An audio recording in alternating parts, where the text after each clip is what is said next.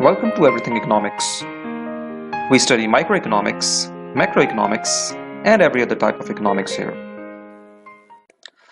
Welcome back, everyone. In this part, we will discuss some more government policies that can help countries grow. So, the fourth one is free trade.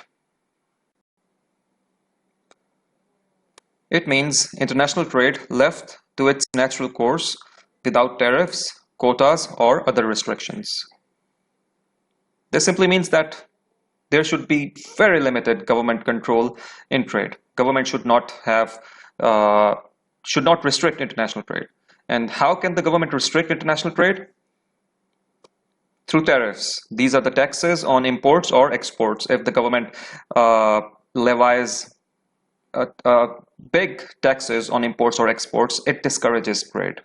Similarly, quotas, where the government can fix quantity of imports or exports. The government can say, okay, this is the amount of a specific good that you can import or export.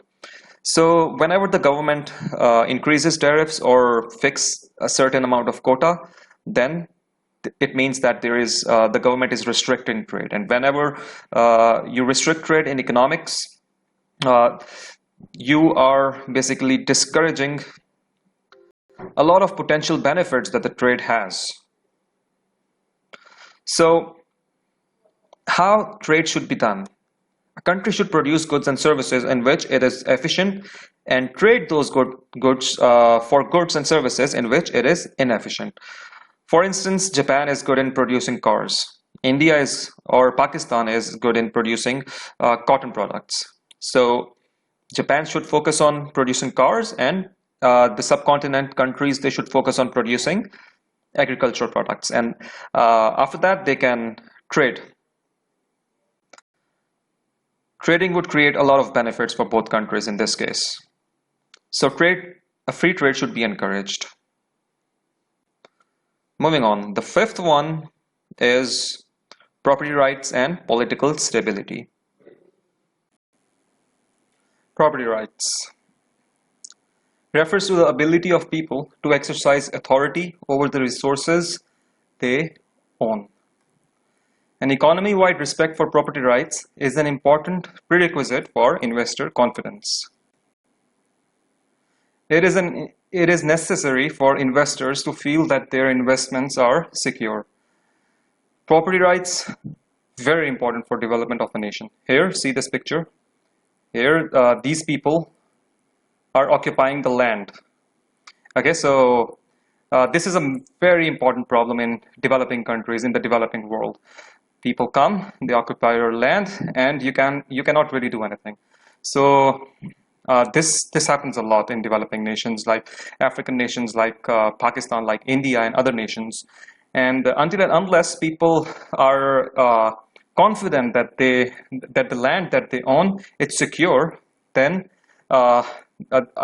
it will lead to increase in the confidence level of people. Similarly, for business, for investors, they will also feel secure. So for instance, if there is a multinational company that is a foreign company that moves to a developing country, and they purchase a land, but then suddenly someone comes and occupies that land, what will happen? I mean, the multinational company will be like, what the hell? What is this? I mean, this doesn't happen in the developed world. Why should we invest in this kind of a nation, in this kind of a country? So they will move their investment from that country to another one.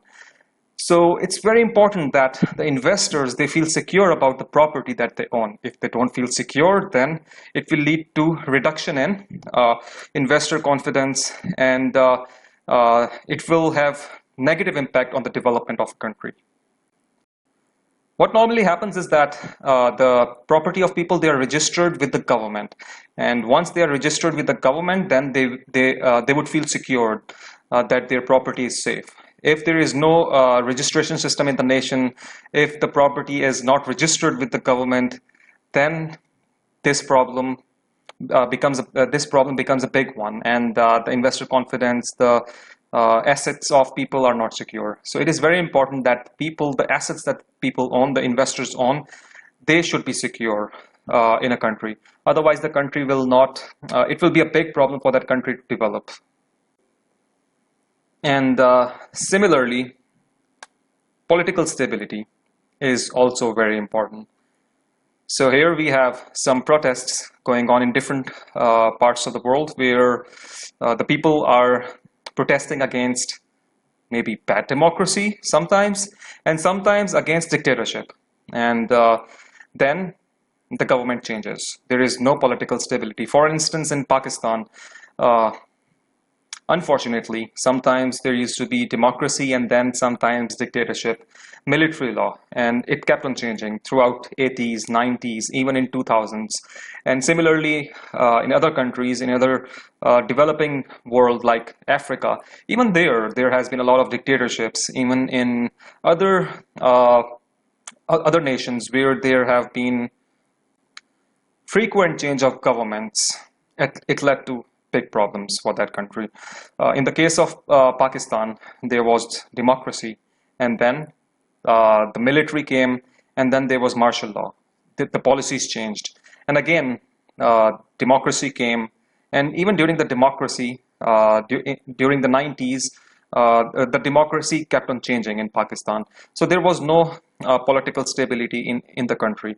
And because there was no political stability in the country, the investors, they were not confident about the prospects of that country. So whenever the governments keep on changing every other year or every second year, or sometimes there is democracy and sometimes there is military rule or martial law, then the investors, they are skeptic, they are afraid of investing in that country. And even the people living there, they are not confident about who is going to be ruling in a couple of years or even next year. And they will have to think a lot before investing because their investment will be risky. So for example, if there is one government party, one political party which favors agricultural, farming or cropping sector, and then there is another, then there is other political party which supports industries. And if these two political parties keep on changing the government every other year due to vote of no confidence or however they change the government. If the government keeps on changing every second year or third year, then the policies do not continue and the investors feel insecure. So it is very important that there is political stability. Any sudden change at government level is bound to cause shift in economic policies, something every investor or business person fears. Martial law and democracy, that's what happened in Pakistan, that's what happened in many other countries, in developing countries in Africa. If there is no political stability, then it's a big problem. If democracy does not keep on, if the democracy does not change hand peacefully, and dictators come or military rulers, they come and intervene in the government, then there will be no political stability and no continuation of policies, and there will be lack of investor confidence, and then there will be no development. That's a very big issue in the developing world. And economists believe economics, the research basically tells you that property rights and political stability are also very important for development of a nation. Well, these were two more points that we have discussed in this part. Next part, we also have the final 2 points that we have to discuss. So I'll see you in the next part. Goodbye.